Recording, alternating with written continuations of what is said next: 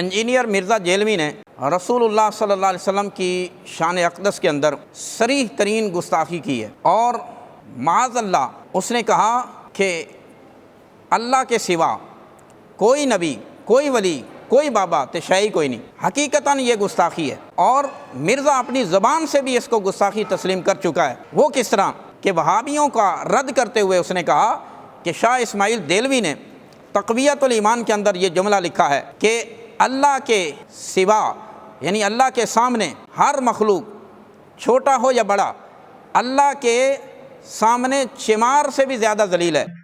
تمہارے اسماعیل دیلوی نے، جس کے نام کے اوپر پنڈی اسلام آباد میں 3 مسجدیں تم نے بنائی ہوئی ہیں، شاہ اسماعیل شہید، شاہ ولی اللہ کا پوتا، جس کی کتاب تقویت الایمان دارالاسلام نے چھاپی ہے اور اہل حدیث کے مدرسے میں یہ پڑھائی جاتی ہے علماء کو، اس میں لکھا ہے کہ بڑے سے بڑا کوئی انسان ہو، بڑے سے بڑا انسان کون سا ہے؟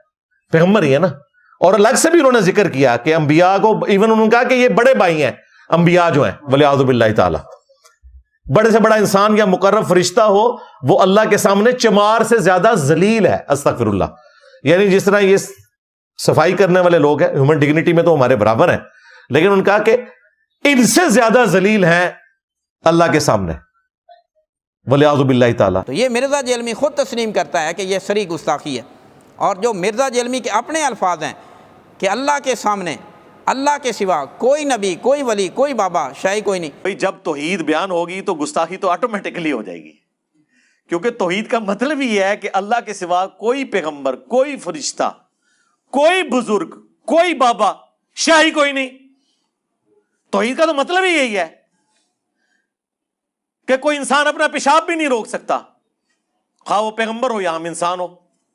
لفظوں کا ہیر پھیر ہے، مفہوم تو دونوں کا ایک ہے۔ وہ کہہ رہا ہے اللہ کے سامنے چمار سے بھی زیادہ ذلیل، اور یہ کہہ رہا ہے معاذ اللہ شاہی کوئی نہیں۔ لہذا یہ مان چکا ہے کہ یہ رسول اللہ صلی اللہ علیہ وسلم کی صریح بے ادبی ہے، صریح گستاخی ہے۔ اس وجہ سے مرزا گستاخ ہو چکا ہے، اور آج تک اس کو رجوع کی توفیق نہیں ہو سکی، اور نہ ہی شاید ہو سکے۔ اور پھر آگے کیا کہتا ہے، ایک اور گستاخی کرتے ہوئے اس نے کہا کہ کوئی نبی، کوئی ولی وہ اپنا پیشاب ہی نہیں روک سکتے، معاذ اللہ۔ میں نے ایک مرزا کے اسٹوڈنٹ سے پوچھا کہ کیا آپ یہی جملہ اپنے چچا تایا کے سامنے بول سکتے ہیں، اپنے دادے نانے کو کہہ سکتے ہیں، یا کسی بڑی شخصیت کو کہا جا سکتا ہے؟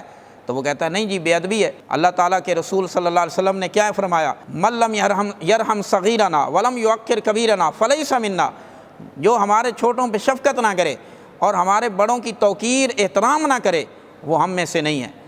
لہذا جب آپ اپنے بڑوں کے سامنے اپنے بڑوں کو یہ جملہ نہیں بول سکتے، تو پھر نبی ولی کو کیسے بول سکتے؟ اگر عقیدہ بیان کرنا مقصد ہوتا تو یوں بھی عقیدہ بیان کیا جا سکتا ہے کہ اللہ تبارک و تعالیٰ کسی کا محتاج نہیں، وہ بے نیاز ہے۔ ساری مخلوق، نبی ولی سب، ساری کی ساری مخلوق اسی کی محتاج ہے۔ تو عقیدہ تو ان لفظوں میں بھی بیان ہو سکتا ہے، لیکن یہ جملہ بولنا یہ نبیوں کی شان میں تو صریح گستاخی ہے۔